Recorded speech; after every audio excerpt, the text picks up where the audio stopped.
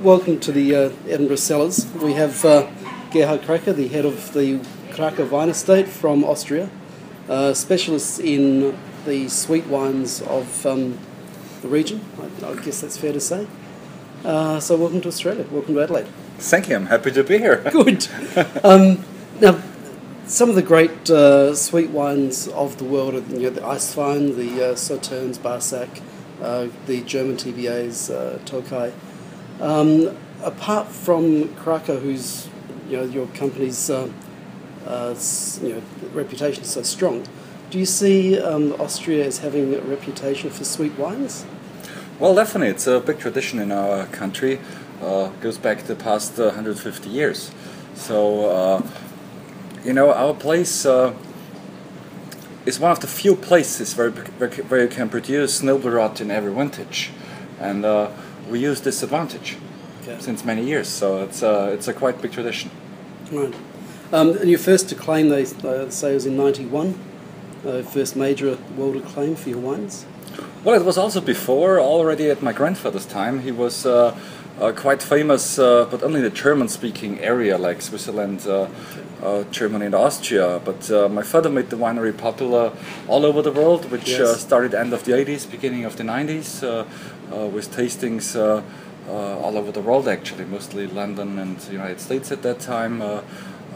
But afterwards also Asia, also Australia. He was here in '04, I think. Good. Okay. I was going to ask how long it took to become an overnight success. Well, it took actually it took 2 generations. My grandfather started in 1945, so it took quite a while. Right. And it was a mixed farming place. It was not a winery, so it took him already 15 years to change everything. And my father, it took him from end of the 70s until beginning of the 90s to make the winery known a little bit more in the wine world. Yeah. Oh, the reputation is surpassed. Now we have some of the wines here in front of us. If we look at the dessert wines, sweet wines, they're always numbered. Yeah. But the number of the wine, the contents may be different this year to next year. Yes. So what is the significance of the numbers? Well, the numbers are only on our collection wines. Our collection wines is always Trockenbeerenauslese, which means translated dried berry selection. It's noble rot botrytis wines, which is the highest form of concentration in winemaking. And when you see the bottle, the collection wines always have a golden label and a number on it. We have all these different varieties in our region, like from the Welsh Riesling to Scheurebe, Chardonnay, Muscat, Traminer, and some more. And we have a big diversity, which is not happening in every part of the world. And we love this diversity. And therefore, we said, okay, we are doing a collection every vintage of all these different grape varieties, sometimes from one variety, also 2 or 3 wines within a collection. And the number system, we made this way that every vintage goes from 1 up to whatever, how many we did. In '09 it was 11, and the higher the number, the higher the concentration. Does not mean the better the wine. Right. It's just a mark of concentration. Okay. And when you're looking at wines of such intense concentration and sweetness, is variety that important, or does the variety get washed over by that? Now, the variety is very important. We produce most of our wines as single variety wines because for us it is important, especially with the botrytis, that the character of the variety comes out. And what the botrytis does, if you have healthy botrytis, if you have the real noble rot, is that it concentrates the flavors which are in the wine or in the berry anyways. Right. And gives it a little more expression, and that's why we love to make wines with from one variety, or sometimes blend of 2 varieties, but showing all these varieties very clear. Okay. We also have in front of us a dry table wine. Yes.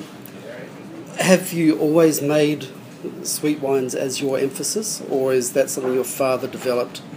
Or have you always had dry table wines as well? We always had dry table wines as well, but the concentration or the main part was always the noble rot wines, because of our region we are. Our region told us what to do. Okay. If I would live in McLanvale or in Pomerol, I would produce red wines. Right, understand. Your grandfather planted the early vineyards. Yes. Your father sort of developed Expanded the it, yeah. spirit, and the major reputation that you have. In years to come, what do you think your legacy will be? How will people see your input? Well, we will see.